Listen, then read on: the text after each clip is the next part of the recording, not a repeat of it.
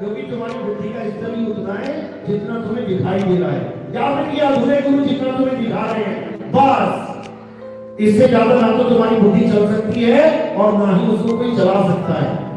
अब इससे आगे कैसे चलेगी? जब तुम्हारे जीवन में सत्संग आ जाएगा। बिन सत्संग विवेक ना हुई, यही विवेक शक्ति है। जब तुम असत्य को स्वीकार ना करो और सत्य को अपना लो, यही विवेक शक्ति है मेरे भाई। जब तुमने रिजेक्ट मारा तो मछली को भी मारो, कछुए को भी मारो, ईश्वर को भी रिजेक्ट मारो, आधा आदमी आधा जानवर को भी रिजेक्ट मारो, और इस आदमी जोड़े को भी रिजेक्ट मारो। अगर कृष्ण जी शरीर है तो फिर सब है, और अगर कृष्ण जी शरीर नहीं है तो एक भी नहीं है। जब तक तुम्हारे दिमाग में ये चीज नहीं आ गई तब तक तुम उनके स्वरूप को कभी जान ही नहीं सकते। हे अर्जुन, जो अज्ञानी जीव हैं वो मुझे मनुष्य की तरह देखकर मनुष्य ही समझ लेते हैं। मैं मनुष्य नहीं हूं। किसी गलती में मत रह जाना कि मैं मनुष्य हूं, कि मैं आदमी हूं। तुम्हारी आंखों के सामने वो औरत बन के भी निकल जाएगा और तुम पहचान भी नहीं पाओगे। जैसे भस्मासुर नहीं पहचान पाया, जैसे राहु नहीं पहचान पाया। कौन आया उनको मारने के लिए? क्या आदमी आया था? कौन आया? औरत आई थी। तो फिर कह दो ना कृष्ण जी एक औरत है, कह दो विष्णु जी एक औरत है। क्यों नहीं कह पा रहे हो? तुमने कृष्ण जी और विष्णु जी पे मोहर लगा दी है कि ये आदमी है, और राधा और लक्ष्मी पे मोहर लगा दी है कि ये औरत है। बस यही तुम्हारी बेवकूफी है, यही तुम्हारी अज्ञानता है। असल में कृष्ण जी ना आदमी है, ना औरत है, ना मछली है, ना कछुआ है, ना वराह है, और ना ही परशुराम और राम है। ये सब काया है। अलग अलग समय में अलग अलग कारण की वजह से उनको ये शरीर धारण करने पड़े। जब 40 दिन लगातार बारिश हुई तो उनको मछली बन के आना पड़ा मजबूरी में। जब ऐसा वरदान दे दिया कि आदमी ना मार सके, जानवर ना मार सके, उनको नरसिंह अवतार धारण करना पड़ा मजबूरी में। आधा आदमी आधा जानवर बनना पड़ा मजबूरी में। इसका मतलब ये नहीं कि वो वैसे ही है, इसका मतलब ये नहीं कि वो आधा शेर ही है। समझो, जब वो आधा आदमी आधा शेर नहीं है तो वो पूरा आदमी और पूरा शेर भी नहीं है। लेकिन ये बात तुम्हारी बुद्धि में नहीं जा सकती। क्यों? क्योंकि माया ने ऐसा जाल बुन दिया है कि तुम इस माया की आंखों से केवल माया का ही चेहरा देख सकते हो। ये काया और माया एक ही चीज है, इसको अलग मत समझ लेना। कई लोग माया को केवल स्त्री मान लेते हैं कि संतों ने कहा माया से दूर रहो तो स्त्री से दूर रहो। तुम स्त्री से दूर रह ही नहीं सकते। ये काया किससे बनी है? ये पिता और माता दोनों की अंश से बनी है। स्त्री तत्व तुम्हारी काया में विद्यमान है, तुम कैसे दूर हो जाओगे उससे? साइंस में इसी को एक्स और वाई क्रोमोसोम बोलते हैं। तुम कैसे दूर हो जाओगे? नहीं हो सकते। ये काया ही माया है। जब तक तुम्हारे प्राण हैं इसी माया में रहना पड़ेगा तुम्हें। हाँ, जब संतों की शरण में आ जाओगे तो इसी माया में रहते हुए तुम माया से निर्लेप रह सकते हो, इसी में रहते हुए, बिल्कुल उसी कीचड़ में उगे हुए कमल की तरह। जो रहता तो कीचड़ में है लेकिन कभी कीचड़ में लिप्त नहीं होता, वो कीचड़ से परे रहता है।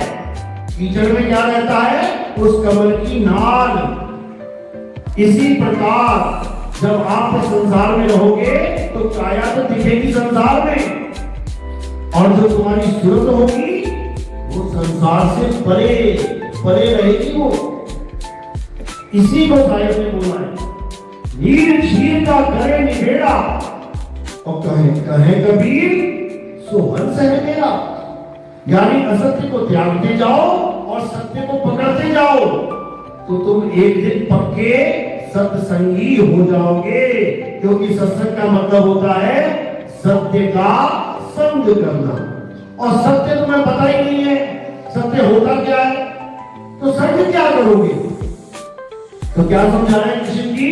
हे अर्जुन, इस दुनिया में दो प्रकार के तत्व हैं, एक असत्य और एक सत्य। असत्य की पूजा कराने वाला तुम्हें असत्य के साथ जोड़ता है, वो कभी तुम्हें सत्य के साथ नहीं जोड़ सकता। असत्य में क्या आ जाता है?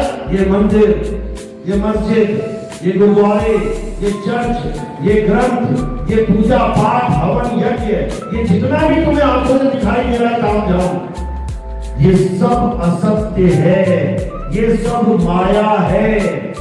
और क्या नहीं दिखाई दे रहा आंखों से? आत्मा। हे अर्जुन, ये आत्मा ही परम सत्य है। इस आत्मा का ना तो कभी जन्म होता है, ना ही इस आत्मा की कभी मृत्यु होती है। इस आत्मा को ना तो कोई शस्त्र काट सकता है, ना अग्नि जला सकती है, ना वायु सुखा सकती है, ना जल भिगो सकता है। इस आत्मा का कोई कुछ नहीं बिगाड़ सकता। अगर इस संसार में कुछ पूजनीय है तो वो केवल और केवल आत्मा है। आत्मा, जीव नहीं। लोग जीव को आत्मा मान बैठते हैं। आत्मा का मतलब है परम चैतन्य, सत्य स्वरूप। आत्मा का मतलब है आत्मदेव। आत्मा का मतलब है परम आत्मा, जिसमें कोई मल ना हो, निर्मल, उसे आत्मा कहते हैं, उसे आत्मदेव कहते हैं। जो अचल है, जो अडोल है, सदा स्थिर रहने वाली है, उसे आत्मा कहते हैं। और जो जीव है वो सदा भटकता ही रहता है, वो कभी इधर कभी उधर डोलता ही रहता है। जो अडोल है वो आत्मा है। गुरु ग्रंथ साहब में इसके बारे में बताया गया है, आत्मा अडोल न डोलई, गुरु के सहज सुभाए। यानी जब तुम्हें अडोल का ज्ञान मिल जाएगा, अचल का ज्ञान मिल जाएगा, चलने वाले की पूजा नहीं होगी इसमें। जो दिल्ली से बंबई, बंबई से कलकत्ता जा रहा है उसकी पूजा नहीं है इसमें। इसमें अडोल आत्मा की पूजा है, जिसको आत्मदेव कहते हैं। गुरु ग्रंथ साहब में वाणी दर्ज है, आत्मदेव पूजिए गुरु के सहज स्वभाव। यानी अगर पूजा किसी की करनी चाहते हो तो वो केवल आत्मदेव की पूजा करो। यही गीता में बताया है, यही बाइबल में बताया है। In the beginning there was word, word was with God and word was God. word मतलब शब्द, शब्द यानी आत्मदेव। आत्मदेव की बात चल रही है। इसी को ईसाइयों ने द होली स्पिरिट बोल दिया कि होली स्पिरिट भी परमात्मा है। तो वही तो गीता बता रही है, बस उसका नाम आत्मा रखा है। अंग्रेजों ने उसका अंग्रेजी में नाम होली स्पिरिट रख दिया। जब वही आत्मा, वही होली स्पिरिट परमात्मा है, तो हिंदू से ईसाई बनने की जरूरत क्या है? हिंदू से लोग क्यों ईसाई बन रहे हैं? क्योंकि हिंदुओं को ही नहीं पता आत्मा क्या होती है। हिंदू पत्थर की पूजा कर रहा है, पीपल की पूजा कर रहा है, तुलसी की पूजा कर रहा है, गाय की, सांप की, मछली की पूजा कर रहा है और बातें कर रहा है परमात्मा की। इसी को गलत साबित करके ये ईसाई अपना प्रचार करते हैं। ये बताते हैं कि आत्मा ही सत्य है, सबको आ जाती है बात। हिंदू भी इस बात को स्वीकार करता है कि आत्मा सत्य है, लेकिन उसका भेद बताने वाला कोई गुरु नहीं मिल रहा। इसलिए बातें तो चल रही हैं, आत्मा सत्य है, आत्मा सत्य है, और पूजा किसकी कर रहा है? पत्थर सत्य है समझ। बस यही अज्ञान है। इसीलिए धर्म परिवर्तन हो रहे हैं, इसीलिए कह रहे हैं कि हिंदू खतरे में है। हिंदू खतरे में नहीं है, खतरे में तुम लोग हो। तुम्हारी गिनती घटती जा रही है, तुम्हें लग रहा है कल को हमें देश से बाहर न कर दे कोई। अगर सारे आत्मा के पुजारी हो गए तो पत्थर की पूजा